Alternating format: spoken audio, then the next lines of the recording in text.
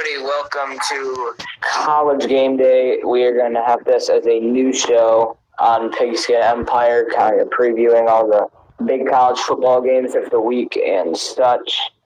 We're here live from Atlanta, Georgia for the Chick-fil-A kickoff with today's matchup of the number 5 Virginia Tech Hokies taking on the number 9 South Florida Bulls to open up the 21-33 season. I am your host, WK.1, the head coach at Oak, and I am joined here with my guest, Daryl Potties, head coach of the Mississippi State Bulldogs. One rule we have for this is you will not pick games that your team is playing in for obvious reasons, just so we don't have any bias.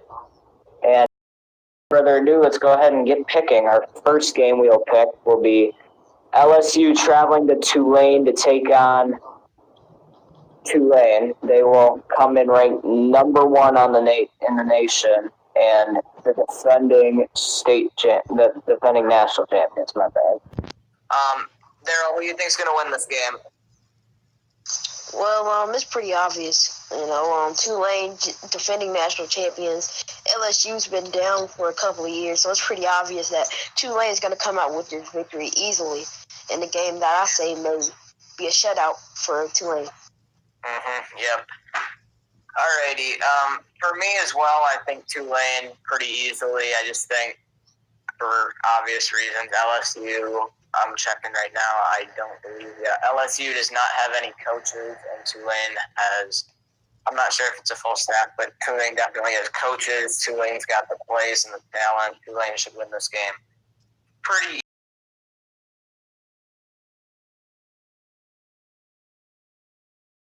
easily.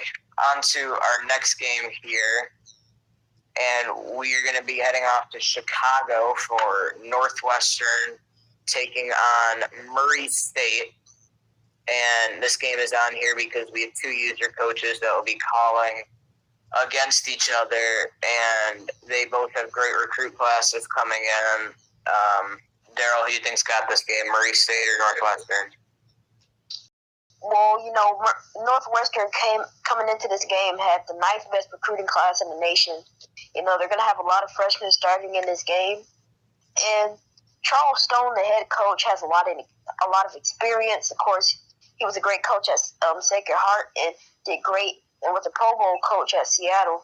So I think it's pretty obvious that Northwestern may win because this Murray State coaching staff doesn't have lots of potential to be able to pull off this victory, in my opinion. And Northwestern has better talent overall, and so I see them pulling this game off.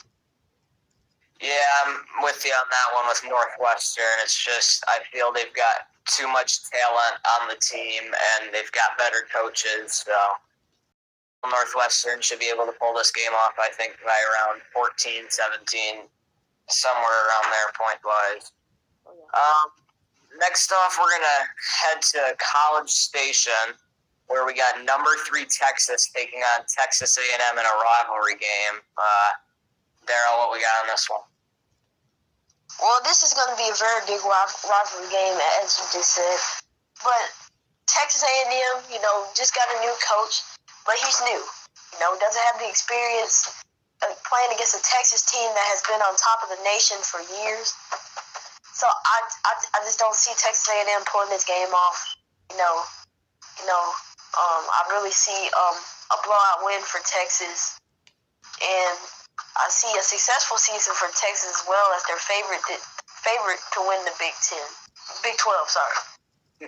I wish that didn't happen, obviously, because I'm at Oklahoma, but I mean, you can't go against Texas right now. They've got everything, and it's going to take a miracle for me to even beat them. So there's with that.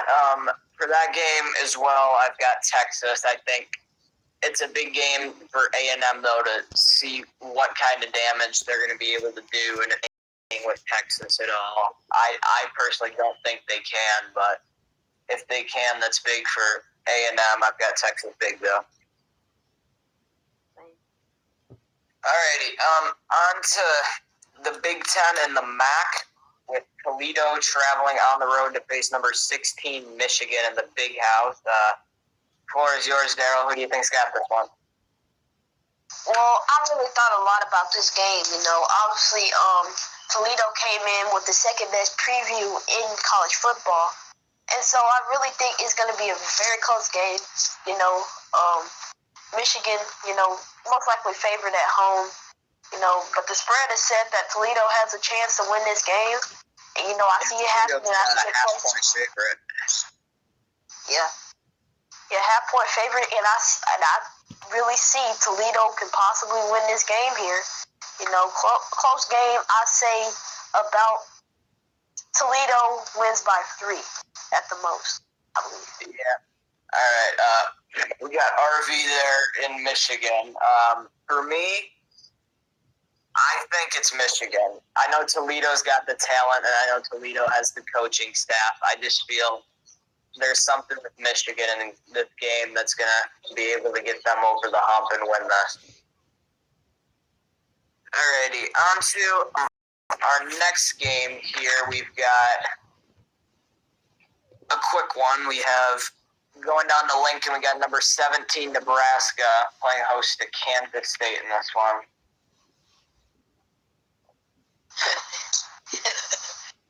Oh, man. Jesus Christ. I just feel bad for any Kansas State fan that would tune into this game, because it's going to be an absolute blowout, man. I mean, they have the lowest overall in preview. I don't think there's a I don't even think there's a 1% chance that they can pull this game off. Yeah, they're sure probably wishing they had Go Kansas State back in coaching with all that great teams he bring to them. But yeah, I'm with you. I think Nebraska here just has too much talent, and they've got the place to do it, bringing in a new coaching staff. And I think I'd take Nebraska by probably 42, somewhere around there. A lot. What the spread is real quick. The spread is only 15, though. If you want to make some easy money betting, I'd probably go on Nebraska for that one. On to our next game. You can't pick this one because you're going to be coaching in it. We've got Ohio State traveling to Mississippi State to play the Bulldogs in a big opening week night game. Like I said, you can't predict it. What do you think, though, in your game plan is going to be the game plan you use to be able to take down Ohio State?